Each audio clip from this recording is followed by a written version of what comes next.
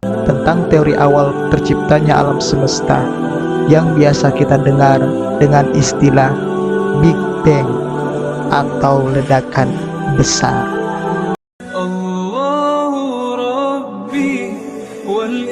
Bismillahirrahmanirrahim. Assalamualaikum warahmatullahi wabarakatuh. Jumpa lagi dengan The Hafiz Channel, di mana iman dan pengetahuan bertemu. Kali ini The Hafiz akan mengulas mengenai fakta-fakta ilmiah di dalam Al-Quran.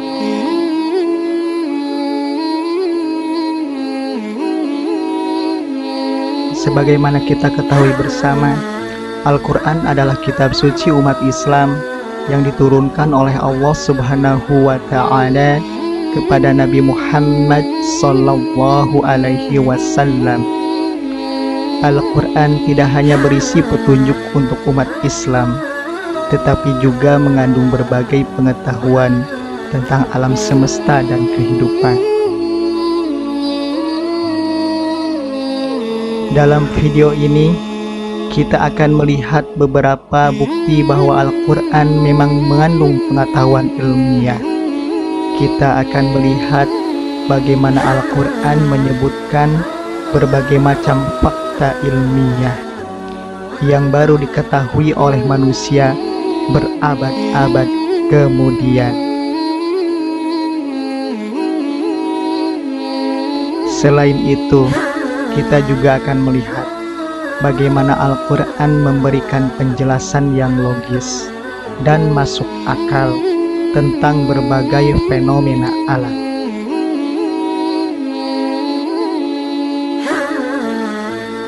Simak terus video ini agar tidak gagal paham.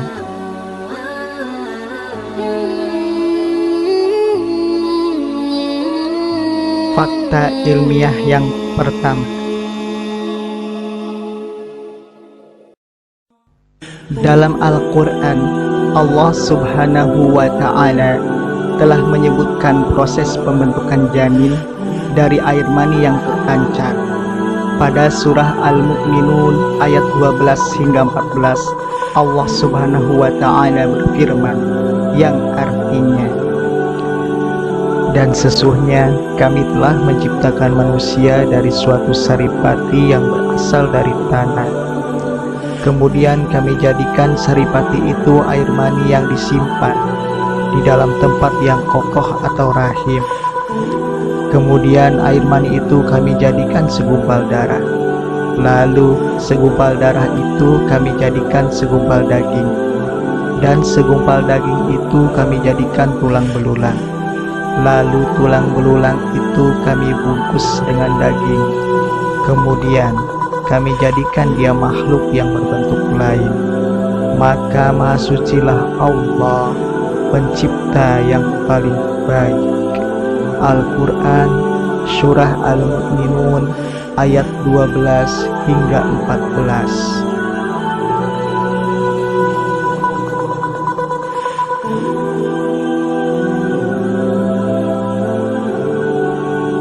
Ayat tersebut menyebutkan bahwa proses pembentukan janin terjadi secara bertahap, mulai dari air mani yang terpancar, kemudian menjadi segumpal darah, segumpal daging, tulang belulang, hingga menjadi makhluk yang sempurna. Proses pembentukan janin tersebut telah dibuktikan secara ilmiah oleh para ahli embriologi. Berikut ini adalah penjelasan tentang proses pembentukan janin tersebut sesuai dengan embriologi.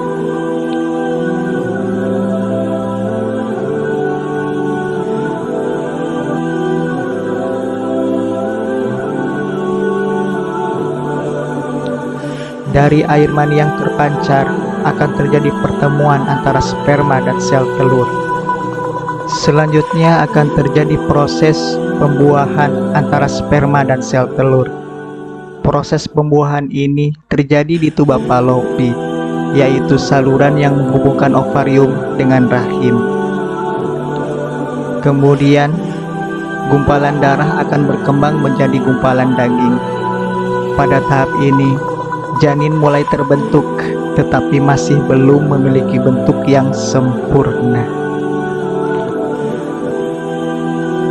Gumpalan daging akan berkembang menjadi tulang belulang. Pada tahap ini, janin mulai membentuk tulang dan otot. Tulang belulang berkembang menjadi daging. Dan pada tahap ini, kemudian janin mulai membentuk kulit, rambut, dan organ-organ tubuh lainnya. Makhluk yang berbentuk lain yang Allah sebut di dalam ayat tersebut merupakan hasil dari perkembangan janin yang telah sempurna. Pada tahap ini, janin telah memiliki bentuk yang sempurna seperti manusia dewasa. Keselarasan antara ayat Al-Quran dengan embriologi menunjukkan bahwa Al-Quran adalah kitab suci yang sempurna. Al-Quran telah menyebutkan proses pembentukan janin dengan tepat, jauh sebelum para ahli embriologi mengetahuinya. Fakta ilmiah yang kedua.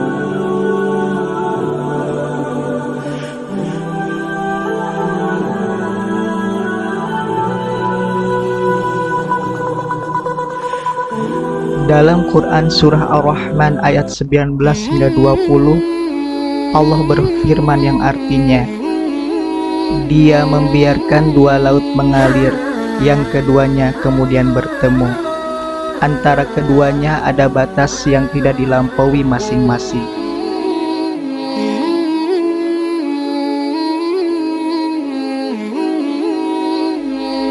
Di dalam ilmu kelautan modern, dikenal istilah perbedaan kerapatan atau densitas air laut. Perbedaan kerapatan atau densitas air laut inilah yang membuat batas yang disebutkan di dalam ayat ini.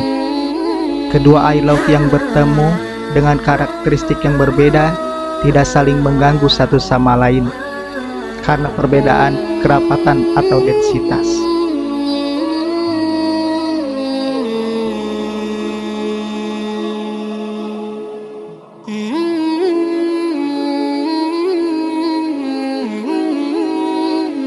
Fakta ilmiah berikutnya adalah terkait dengan matahari dan bulan.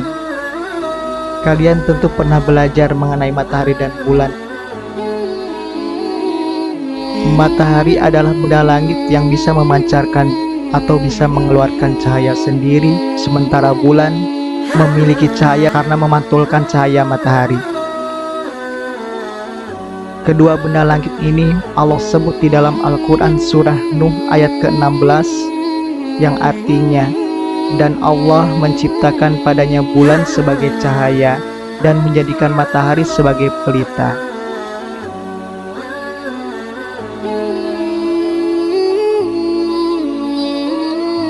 Bila kita lihat lebih jeli, Allah menggunakan dua kata yang berbeda untuk dua benda langit ini.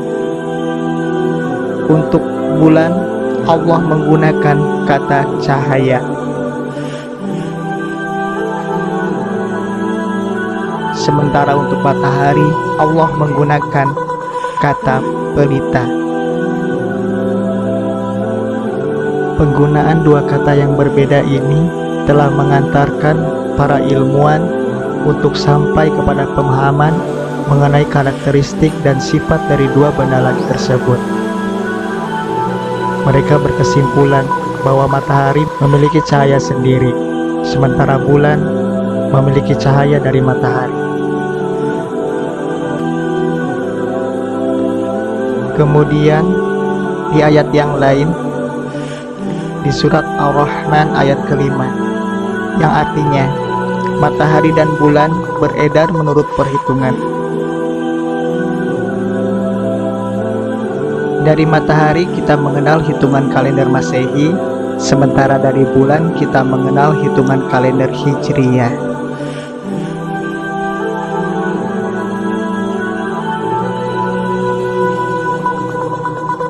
Fakta ilmiah Al-Quran berikut adalah mengenai pembentukan susu di dalam tubuh hewan ternak.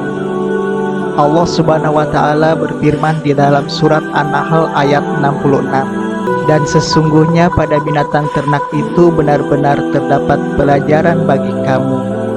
Kami memberimu minum daripada apa yang berada dalam perut, berupa susu yang bersih antara tahi dan darah, yang mudah ditelan bagi orang-orang yang meminumnya.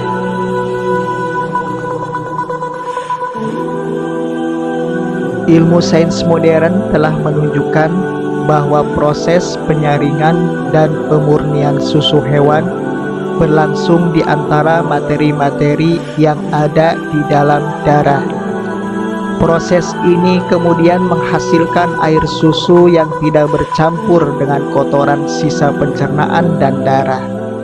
Kemudian, air susu itu mengalir dan berkumpul di dalam ambing dan menjadi susu murni yang siap untuk diminum.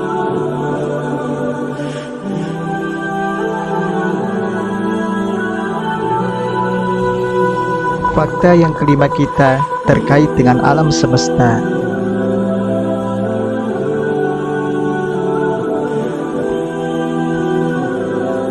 Al-Quran memberikan keterangan yang sesuai dengan penemuan ilmu pengetahuan masa kini. Sebagaimana firman Allah dalam Quran Surah Al-Anbiya ayat ke-30 yang artinya, dan apakah orang-orang kafir tidak mengetahui bahwa langit dan bumi dahulunya menyatu, kemudian kami pisahkan keduanya, dan kami jadikan segala sesuatu yang hidup berasal dari air, maka mengapa mereka tidak beriman? Astrofisikawan memberikan penjelasan tentang teori awal terciptanya alam semesta yang biasa kita dengar dengan istilah Big Bang atau ledakan besar. Istilah tersebut sudah diterima di kalangan masyarakat luas. Kemudian di dalam surah Az-Zariyat ayat ke-47, Allah Subhanahu wa Ta'ala berfirman, dan langit itu kami bangun dengan kekuasaan kami, dan sesungguhnya kami benar-benar meluaskannya. Pada tahun 1922, fisikawan Rusia yang bernama Alexander Friedman secara teoritis telah mengemukakan bahwa alam semesta terus melakukan pergerakan dan mengembang.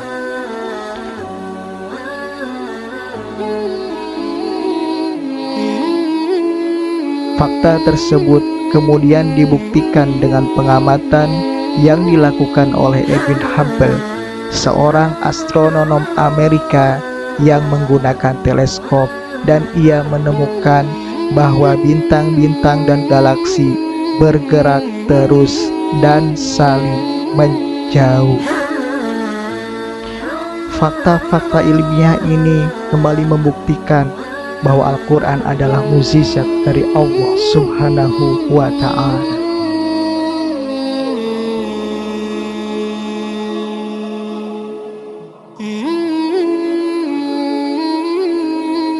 Dari fakta-fakta ilmiah yang telah disajikan tadi, mungkin timbul pertanyaan dari kita semua. Bagaimana mungkin Al-Quran bisa menjelaskan berbagai fenomena dan hal-hal tadi dengan begitu detail dan tepat? Bagaimana mungkin Al-Quran yang turun di daerah gurun pasir di Jazirah Arab mengetahui begitu detail mengenai lautan? Bagaimana mungkin Al-Quran bisa begitu relevan dengan hasil-hasil penelitian ilmiah beberapa abad kemudian? Jawabannya hanya satu. Al-Quran diturunkan dari Dia yang Maha Mengetahui, dari Dia yang Maha Pencipta. Dialah Allah Subhanahu wa Ta'ala.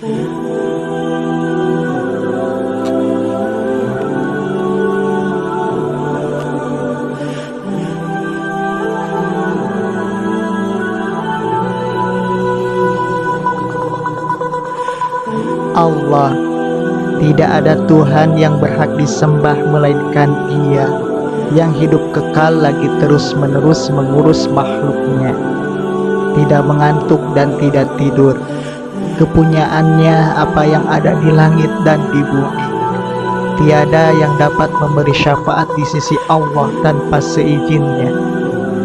Allah mengetahui apa-apa yang di hadapan mereka dan di belakang mereka, dan mereka tidak mengetahui apa-apa dari ilmu Allah melainkan apa yang dikehendakinya. Kursi Allah meliputi langit dan bumi, dan Allah tidak merasa berat memelihara keduanya, dan Allah Maha Tinggi lagi Maha Besar.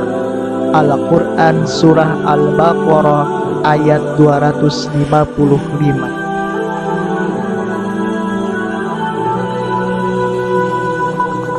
Al-Quran, kitab suci yang agung dan sempurna, tidak hanya mengandung petunjuk untuk umat Islam, tetapi juga mengandung berbagai pengetahuan ilmiah yang menakjubkan.